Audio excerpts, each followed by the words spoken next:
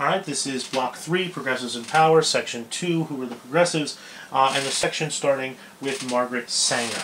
Margaret Sanger, who I should show you a picture of, is a very important person in the progressive world, in the progressive era. Where is she? Here she is, Margaret Sanger. Margaret Sanger was a woman ahead of her time in many, many ways. And Ms. Sanger was the American leader of a movement to legalize birth control. And this is something that would raise no eyebrows today. Everyone now is sort of like, okay, the pill, condoms, birth control, cool, whatever. But in early 20th century America, this was scandalous. This was not stuff that was talked about. She's a proponent of abortion. She is a progressive through and through. She started her career actually as a nurse in the poor sections of New York City, and in the poor sections of New York City she saw the suffering that was inflicted upon people by people having babies that, quite frankly, did not want to have babies or could not afford to have babies. But abortion being illegal, birth control being illegal, most women chose to have these babies that they did not want, could not afford, could not keep, could not care for. And Margaret Sanger, as a nurse, saw this up close. And she took it upon herself to work to change that. She opened up the first birth control clinic in the United States, and she started a organization known as the American Birth Control League, which in time became Planned Parenthood, which today is a major, major player in the politics of abortion. She was also a firm believer in eugenics and sterilization. Margaret Sanger believed that these women who were having unwanted children that would go and be a drain on society, she believed that they should be sterilized and not allowed to have children at all.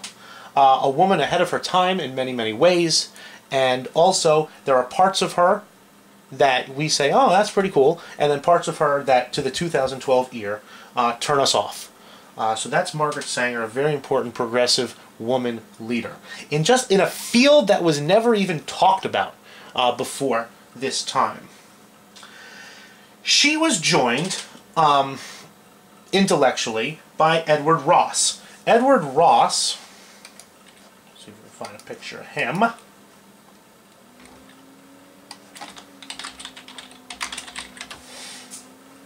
There he is. I'm assuming it's that guy.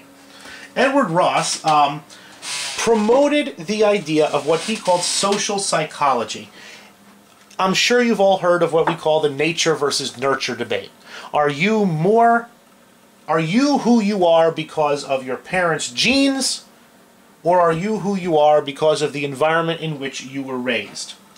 Edward Ross, this guy, believed fundamentally that you were the way you were because of the environment in which you were raised. And he believed that if you wanted to improve people, all you had to do was improve society.